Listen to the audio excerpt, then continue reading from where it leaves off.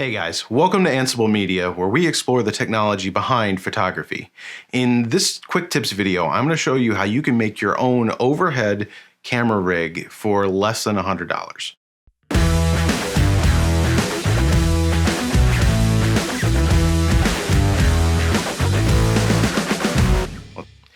Hey guys, so I've been wanting to build an overhead camera rig for a little while now. Recently I've been doing some product photography where a top-down view would be really helpful. And also I have some video ideas that I want to do that will also need that same perspective. Like I want to do a what's in my camera bag video and some other product reviews that will definitely need to have that overhead view. So I started looking around to see what was out there, and it actually came up kind of disappointed. Most things are $200 or more, and a lot of the ones that I found are very limited in how configurable they are, and also they take up a lot of space.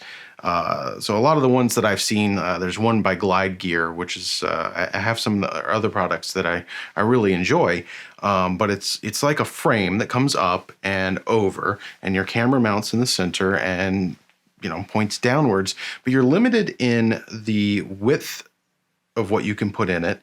And you're also limited in the height. It's not really, it has a small amount of adjustment, but not very much. And also you have to store it someplace when you're not using it. And you also can't use it with a front-facing view at the same time because it blocks your shot. So what I decided to do is I wanted something that was ceiling mounted. So I have a boom mic that's right out of frame here. And I wanted something that I could mount right up above that.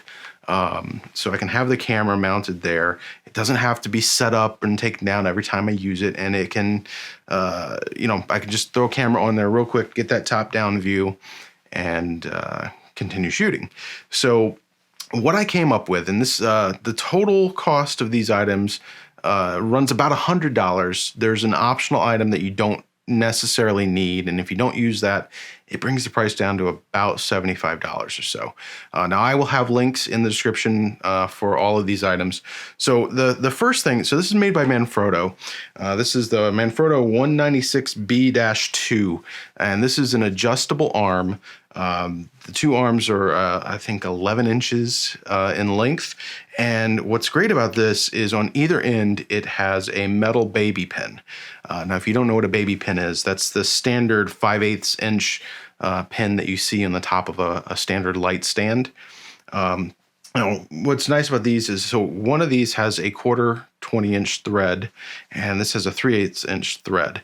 So you can mount things directly to this, but you can also, you can mount lights, you can mount, anything that you would normally mount to a light stand can attach to this. And these are metal, they're very durable. The pin itself will rotate in here, and you can change the angle that it's in. Each pivot point is fully adjustable. And the center pivot here, actually, when you loosen it up, you can change how long the whole thing is. So you've got a lot of adjustment. You can make this very, very short, all the way out to almost 2 feet long, which is perfect because where I want to mount this on my ceiling is at about a little more than 8 feet. So I'll have a lot of adjustment room. I can have it perfectly out of frame.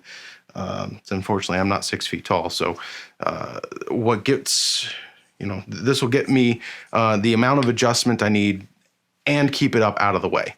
So this also comes with, now these two together, this is I think $55 on Amazon. It comes with a camera mount.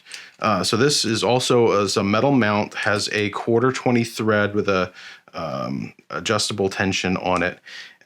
And this can be mounted in several different directions to these baby pins.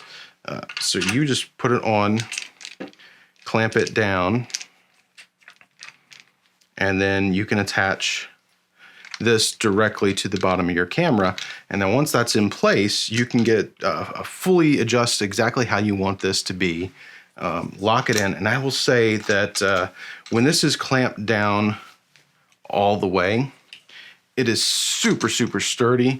If you put, I probably put maybe 20 or 30 pounds of pressure on it, and it barely flexed at all. So I have no worries about this supporting the camera that I'm going to put up on here, which is maybe only 2 pounds with a lens. So that's great. Like I said, this is about $54, $55 on Amazon when I bought this. Now, to get that mounted to my ceiling, I have this. So this is made by Impact, and this is a wall-mounted baby pin receiver. So the other end of this, the baby pin here, goes into the receiver. And now you'll notice there is a flat spot on the receiver. You want that to match up to this screw here. That keeps it from rotating in the receiver. So once this is tightened down all the way, you've got a very, very strong grip on here.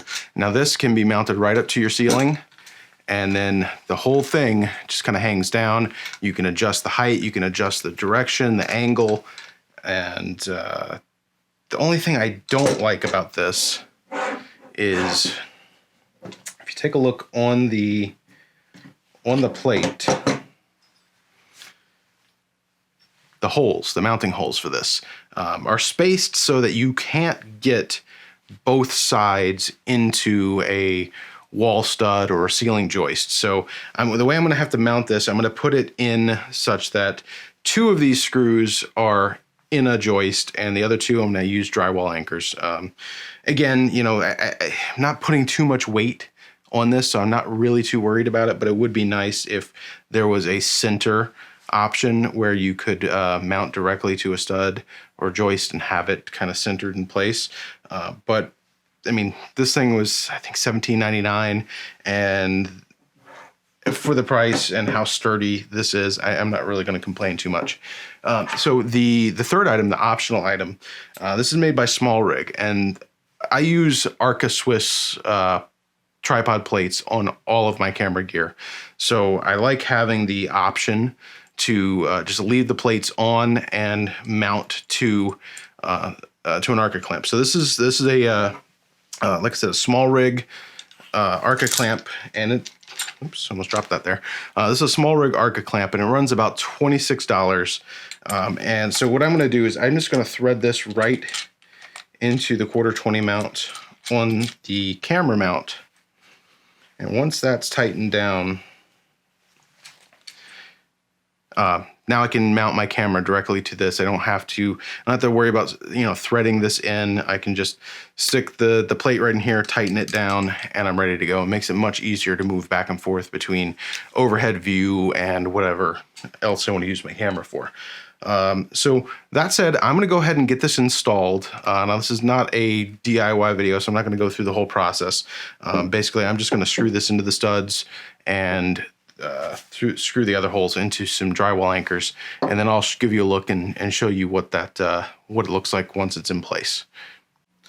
All right, so I know I said I wasn't going to show you how to do this, and I'm not. I just did want to show you this one thing. So it turns out I didn't think ahead when I planned this video. I don't have any more drywall anchors, so just for curiosity's sake, I wanted to see how strong this was with just 2 screws into a joist. So these are 2.5-inch deck screws. They're straight into the center of the joist, and yeah, they're off on one side, but they're super, super solid. I don't think that's going anywhere. I can definitely put probably 40 pounds at least, maybe more. Actually, I'm sure I could put considerably more onto that. Those 2.5-inch screws are very solid. So I'm going to go ahead and just get the mount installed up here. Let me adjust this a little bit. Kind of balancing precariously on a stepladder right now.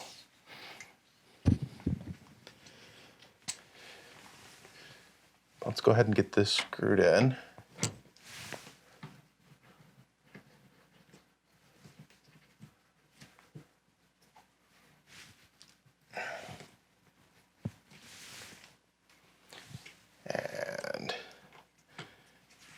move this around a little bit, kind of adjust it the way I want it.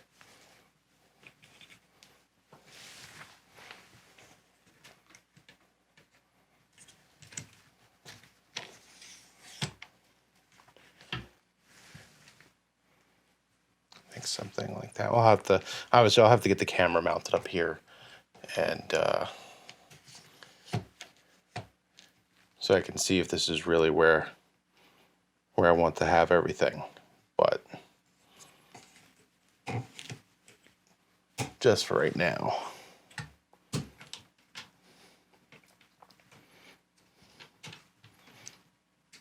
go ahead and see how this looks.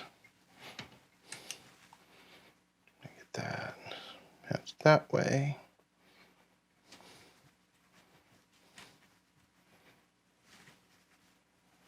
All right, that nice and tight. I think we're in good shape. So I'm gonna go ahead and get down now, and hopefully without breaking my neck, turn my microphone back around, and we'll see if I can get my camera mounted on here, see what it looks like.